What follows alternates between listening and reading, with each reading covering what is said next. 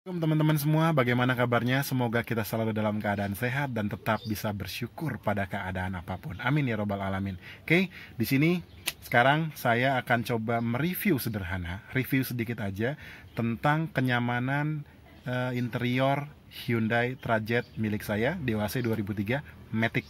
Jadi kalau eksterior mungkin teman-teman sudah lihat ya di video-video saya sebelumnya. Sekarang interiornya ini diperuntukkan juga khusus buat teman-teman yang memang sedang cari Hyundai Trajet.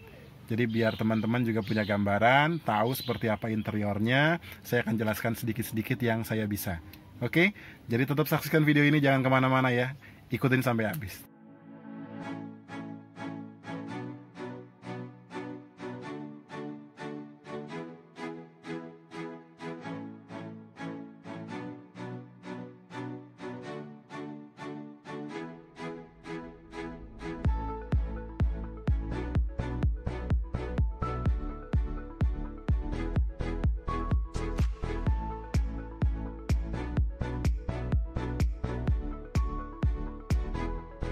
Oke, kita masuk fokus ke bagian interiornya teman-teman.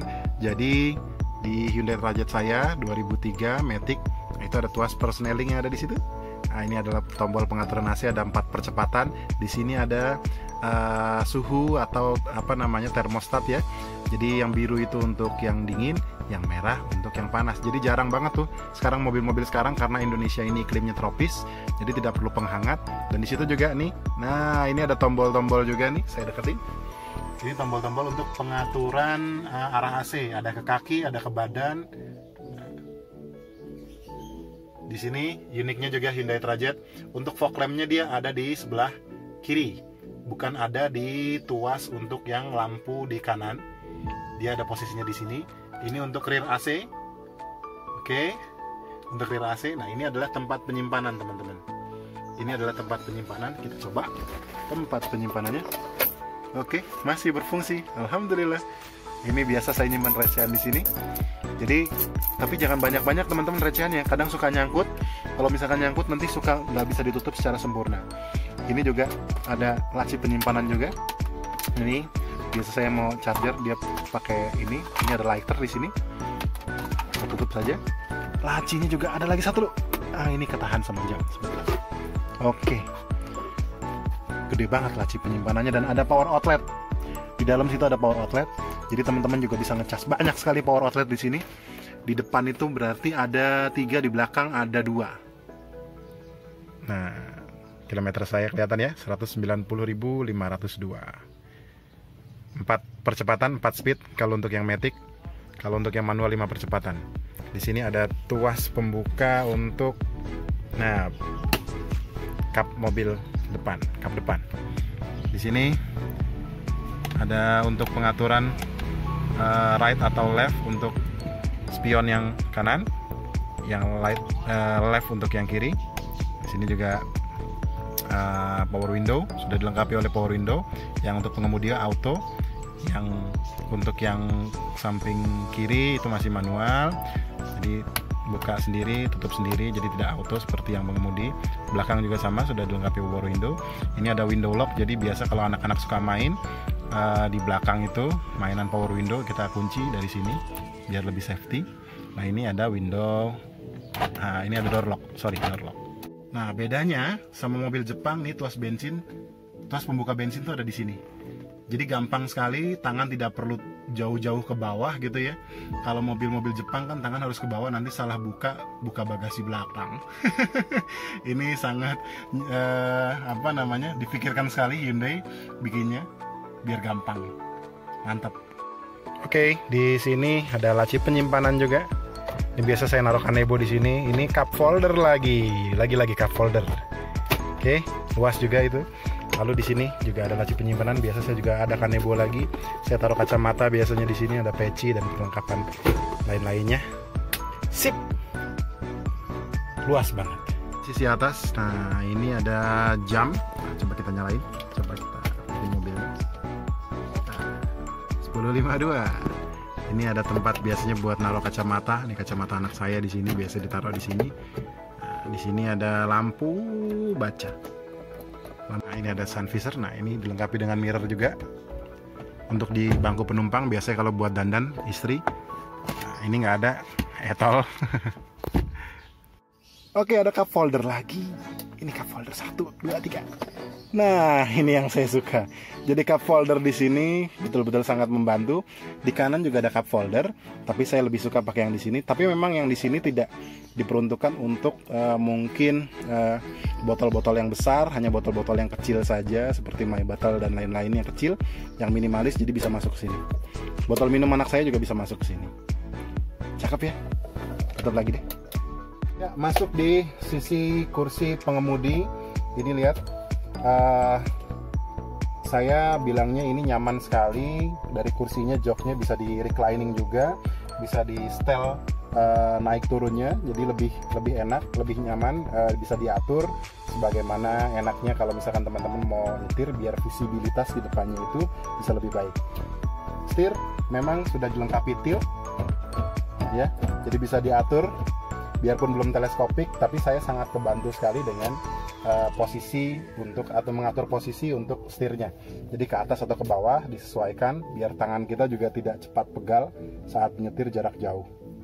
Oke teman-teman, kita masuk ke baris kedua. Di depan adalah posisi mengemudi saya, 177 cm tinggi saya. Lihat roofnya masih luas sekali. Nah, depan juga ini adalah kursi sandaran yang paling mundur ke belakang. Masih ada sisa kaki sekitar 3-4 cm ya, jadi masih bisa. Ini bisa diselipin juga turun ke bawah. Nah, kalau misalkan teman-teman mau santai, ini juga bisa di reclining ke belakang. Jadi bisa enak sekali kan? Mantap. Oke, di sini juga ada tempat penyimpanan kecil. Ini sebetulnya difungsikan untuk untuk membuang puntung atau recehan, tapi saya tidak fungsikan apapun. Paling untuk naruh barang-barang biasa istri, peniti, atau mungkin jarum pentul biasanya di sini ya. Ini area mobil area wanita soalnya. Ini juga ada power window di sini, sama seperti yang lain-lain. Di sini juga ada laci penyimpanan juga sama. Kanan kiri sama, ada tempat seperti ini juga. Di sini ada tempat penyimpanan juga lumayan cukup besar, tapi tidak ada cup holder. Cup holdernya di mana? Cup holdernya di sini. Nah, jadi kita bisa menyimpan tempat minum di sini yang kecil. Kalau misalkan pengen makan, ini enak di sini.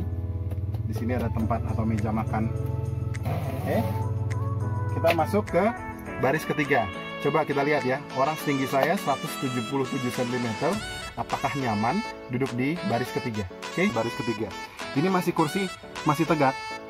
Saya coba rebahkan sedikit. Ini saya rebahkan sedikit, nyaman sekali. Coba yang sini juga saya rebahkan sedikit. Oke.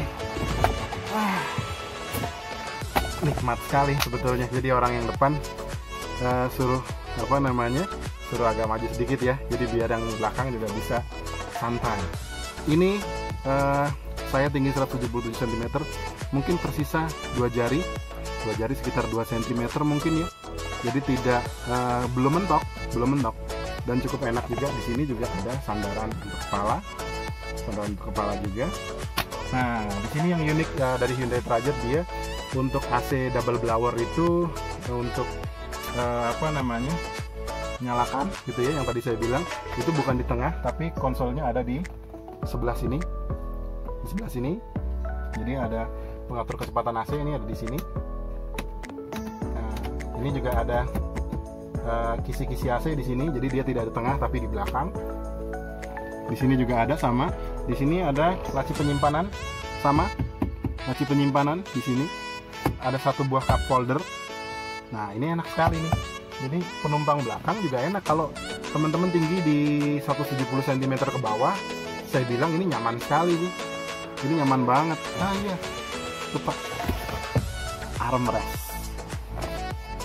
Keren kan? Mobil di bawah 60 juta rupiah, ini sudah sangat luar biasa nyamannya gitu ya. Saya 177 cm bisa duduk di belakang ternyata loh. Dengan catatan mungkin orang yang depan mau sedikit berbagi atau mengalah ya. Jadi biar bisa duduk di belakang. Jadi kalau mau dibandingkan dengan mobil yang mungkin sekelasnya tapi harganya yang lebih mahal, sebut saja Toyota Innova gitu ya. Dengan harga yang mungkin di tahun 2005 teman-teman dapat di angka 93 juta sampai 98 juta. Ini 60 juta ke bawah, teman-teman sudah dapat kenyamanan yang sangat luar biasa sama. Untuk spare part, sekarang Hyundai Trajet sudah membuktikan sendiri. Mungkin teman-teman harus juga ikut di komunitasnya, karena spare partnya mudah sekali. Terus bengkel-bengkel rekanan Korea juga sekarang sudah banyak sekali menjamur di daerah Jakarta, Bekasi, atau seluruh Indonesia. Jadi nggak perlu ragu lagi kalau ada yang bilang memang Hyundai Trajet itu spare partnya mahal. Tidak, saya sudah membuktikan di video-video saya sebelumnya gitu ya. Jadi ada perbaikan kecil-kecilan segala macam. Memang waktu saya pertama kali ambil mobil ini, modal saya kalau misalkan untuk perbaikan saya budgetkan 10 juta, dan itu sudah selesai semua. Dengan mobil misalkan harga 40 juta, perbaikan 10 juta, 50 juta, saya sudah bisa dapat kenyamanan seperti ini teman-teman. Wow, saya bilang ini luar biasa. Saya dulu pernah pakai Innova juga, kursi belakangnya nggak senyaman ini sih kalau buat saya loh ya. 177 cm, saya udah pernah coba duduk di kursi belakang, tidak senyaman ini. Tidak ada armrest, tidak ada armrest. Oke, sekaligus video ini menjadi penutup untuk teman-teman semua. Jadi inilah review sederhana mobil pribadi saya, Hyundai Trajet DOHC 2003 Automatic, mobil impian saya, yang sekarang saya sudah bawa jalan-jalan bersama dengan keluarga. Pilihannya kembali ke teman-teman lagi. Kalau misalkan teman-teman memang mau mobil yang nyaman tapi murah, Hyundai Trajet bisa jadi pilihan. Tapi kalau memang teman-teman masih berpatokan brand gitu ya, silahkan cari di beberapa brand yang memang sangat bisa membuat nyaman teman-teman. Tapi kalau buat saya ini sudah lebih dari cukup, kenyamanannya dapat gitu ya. Untuk kelegaannya juga sangat luar biasa. Teman-teman sekarang bisa lihat saya masih ada di kursi belakang, dan saya masih nyaman dengan kursi belakang ini. Sampai jumpa di video saya selanjutnya. Jangan lupa klik like bila Anda menyukai video ini, lalu share and subscribe juga teman-teman. Please di subscribe biar teman-teman yang memang sedang mencari mobil impian bisa tercerahkan mungkin dengan review-review sederhana dari saya. Terima kasih. Assalamualaikum warahmatullahi wabarakatuh. Adi Widianto pamit.